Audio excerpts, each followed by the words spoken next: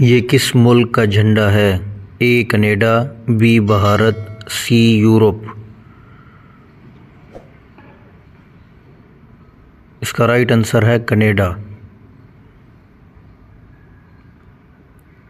ये किस मुल्क का झंडा है? ए जर्मनी, बी बरतानिया, सी इटली। इसका राइट आंसर है बी बरतानिया। ये किस मुल्क का झंडा है? A Canada, B Brazil, C America. इसका राइट आंसर है सी अमेरिका। ये किस मुल्क का झंडा है? ए जापान, बी तुर्की, सी सऊदी अरब।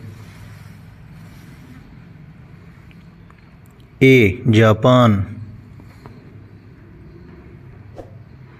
ये किस मुल्क का झंडा है?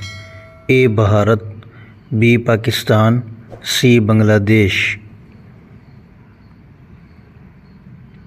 इसका राइट आंसर है बी पाकिस्तान।